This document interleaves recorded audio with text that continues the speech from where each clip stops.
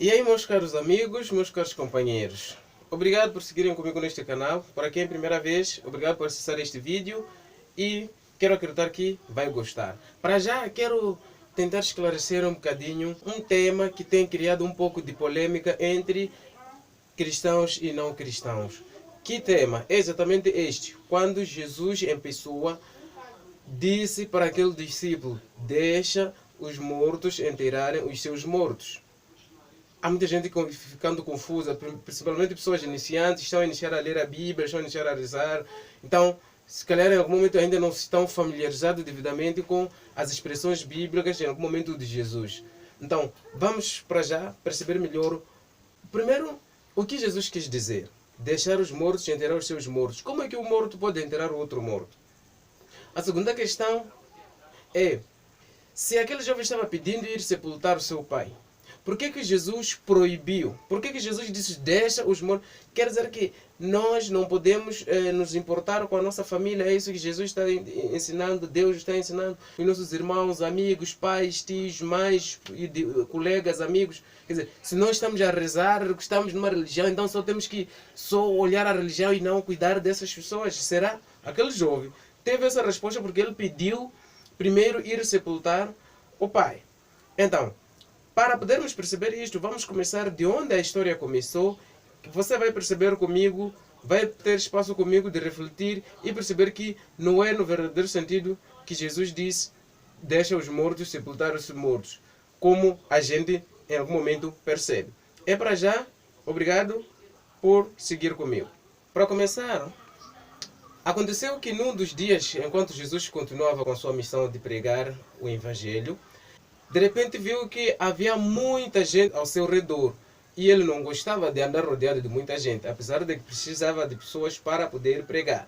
Ele resolveu atravessar para outra margem. Então, ele orientou aos discípulos para que se preparassem e poderem atravessar com ele para outra cidade. Nisto, ele começou a indicar certas pessoas que precisava que continuassem com ele a caminhada para poderem ter a oportunidade de aprender ainda mais a palavra com o próprio Jesus e mais tarde difundir para as demais populações. O primeiro, sozinho, disse: Senhor, eu seguirei-te para onde for, não importa o que acontece. Ou seja, de forma incondicional, ele estava determinado a seguir Jesus. É um escriba este. Atenção, Jesus respondeu: as raposas têm os seus covis, os pássaros os ninhos, mas o filho do homem não tem onde reclinar a cabeça. Que resposta ele estava a dar àquele escriba? Ele estava a chamar a atenção aqui: olha, passarinhos têm ninhos para dormir, as raposas têm as suas covas onde dormem, mas eu não tenho onde dormir. Não pense que seguir comigo será uma tarefa fácil. Não tenho casa, não tenho cama. E Jesus era alguém que andava de cidade em cidade, de aldeia em aldeia pregando. Ele não se importava com casa, não tinha manta, não tinha cama, não tinha um celeiro de comida ou um armazém. Ele não andava com um sacudum de comida, de roupas para trocar. Escriba era alguém que ocupava uma alta posição no meio da sociedade. E sendo este indivíduo alguém com uma posição distintiva no meio da sociedade, possivelmente tinha um mínimo de conforto, tinha condições básicas criadas para a sua sobrevivência de forma confortável. Tanto que Jesus chamou a atenção, porque ele estava ciente e diz: olha, o conforto que você está habituado a ter, não pense que você vai ter por onde andar comigo.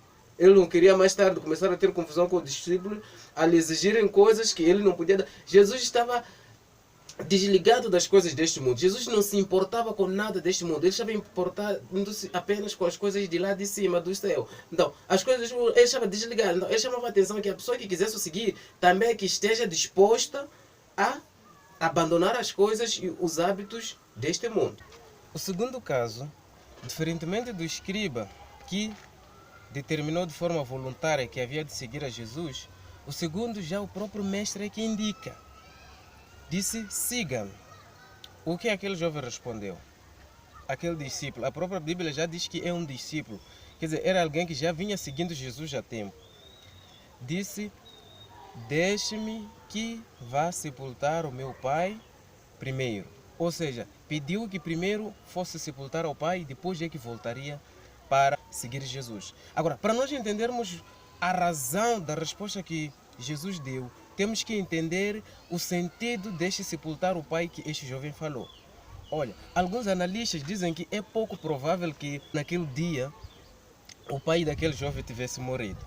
Por quê? Reflita comigo.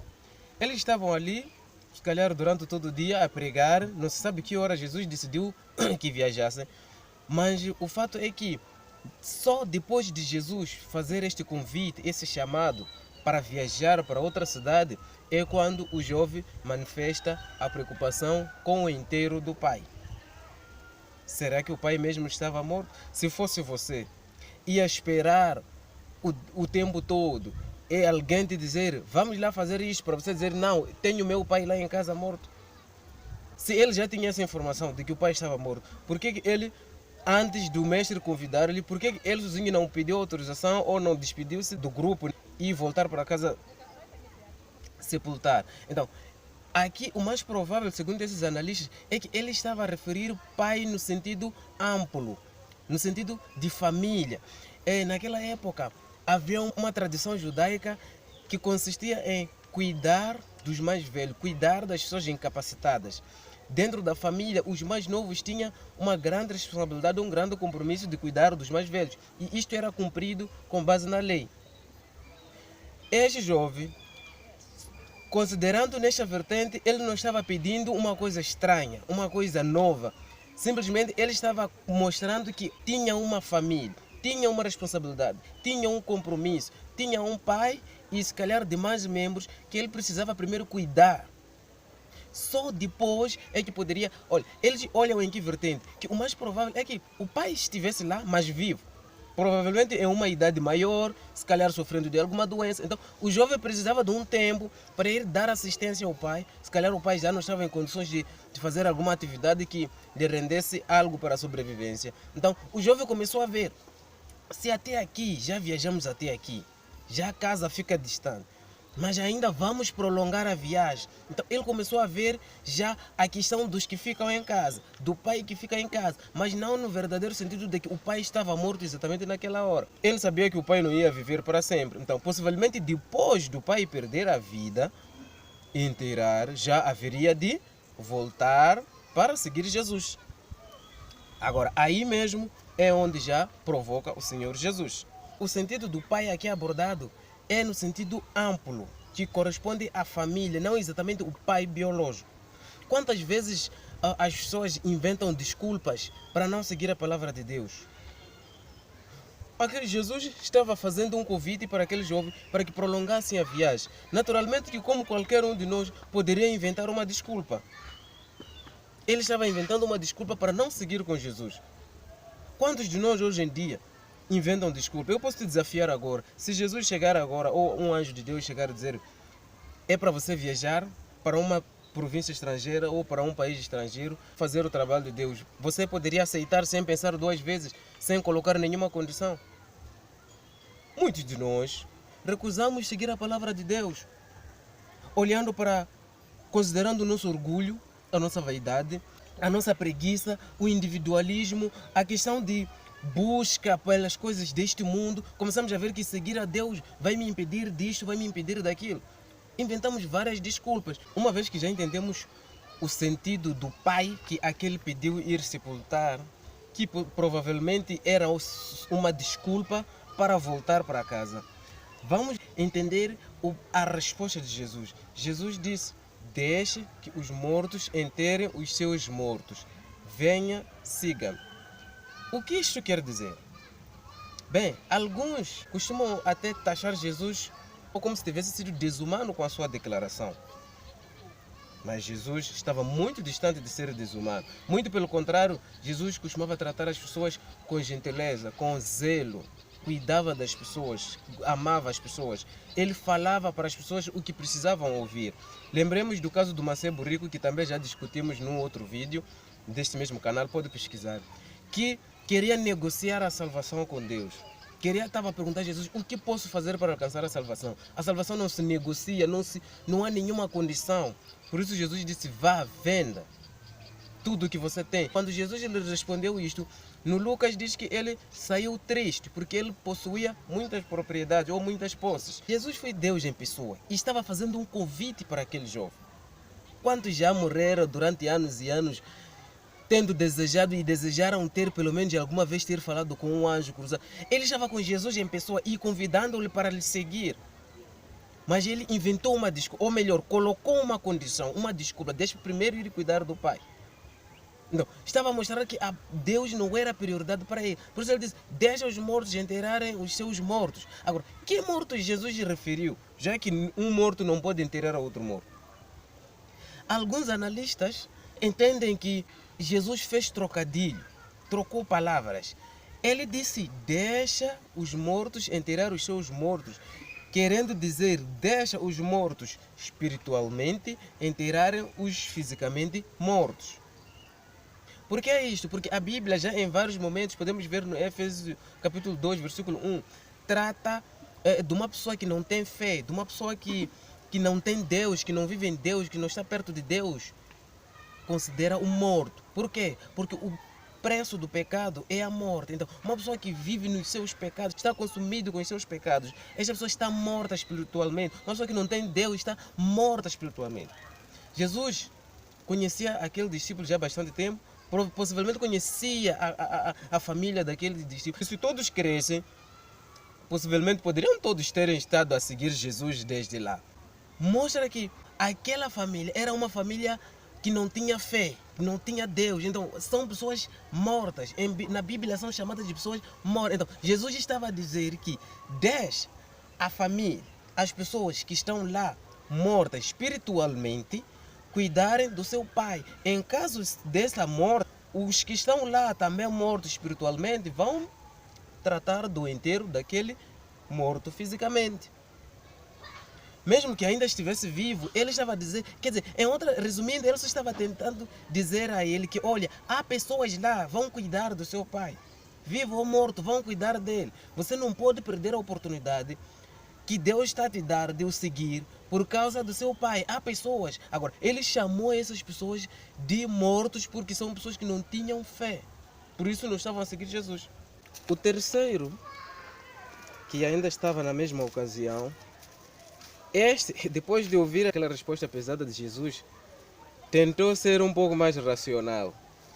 Ele pediu que fosse primeiro despedir-se dos que haviam de ficar em casa, depois voltaria a seguir Jesus.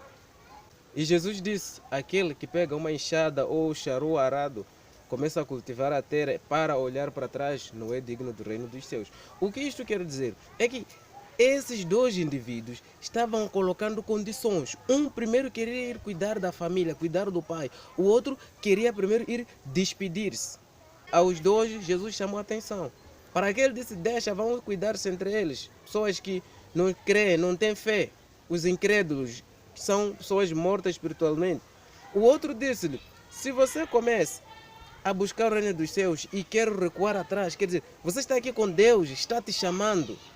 Você quer primeiro voltar para casa para ir despedir-se. Você não é digno. Por quê? Porque você não sabe o que vai acontecer depois.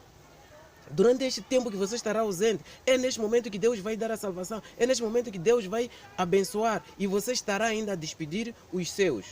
E que seus? Está a perder tempo por pessoas que não querem. Porque se quisessem, estariam aqui contigo. Então, está a perder tempo por pessoas que não estão preocupadas com a salvação. Você está a perder a oportunidade. É Deus que está a te convidar. Então, por isso, ele deu essas palavras duras, mas não no sentido de que um morto poderia enterrar o outro morto. Agora, há outra questão que outros podem confundir, que Jesus está a dizer que nós não podemos nos importar com os irmãos, com a família. Não. Não está a dizer que um crente não pode se preocupar com a família, não pode cuidar da família. Veja o exemplo dele mesmo naquela passagem da ressurreição do Lázaro. Está no João 11. Ele mesmo estava numa cidade, vieram lhe informar que o Lázaro, o amigo dele, estava doente. O que ele fez? Disse aos seus discípulos, 2 dias depois, vamos voltar para a Judeia. Depois que ele soube que o Lázaro até já havia perdido a vida. Até discípulos contestaram, Senhor, irmos de novo para a Judeia, lá onde saíste porque queriam te apedrejar. Ele disse, vamos, o nosso amigo lá está dormindo ou está morto. precisamos acordá-lo, ressuscitá-lo. E dito feito, voltou para cuidar do seu amigo. E além disto, para aquele jovem rico, indicou-lhe os mandamentos. Quando o jovem perguntou que mandamentos, ele disse: não mate, não adultere, não dê falso testemunho, honre a teu pai e tua mãe. O que significa? A Bíblia em vários momentos chama atenção a isto. Devemos honrar os nossos pais e nossas mães. Os próprios mandamentos que estão na lei de Moisés. Amar ao outro como a si mesmo. O próprio Jesus já fala isto. O meu mandamento é este: amai uns aos outros. Então, não está a dizer para nos distanciarmos da nossa família. Muito pelo contrário. Temos que ajudar a eles. Aqueles que não creem, ainda não conheceram a palavra, nós temos que ajudar a eles, de modo que qualquer dia possam ter a oportunidade de receber a palavra e estar no caminho da salvação. Obrigado se chegou até aqui comigo. Espero ter sido claro. Se gostou, peço para curtir o vídeo. Pode compartilhar com quem quiser. Desde já, inscreva-se no canal, porque para além deste, ainda tem mais próximos temas que vamos discutir, que eu acho que são úteis, podem ajudar a nós jovens. Obrigado, até a próxima.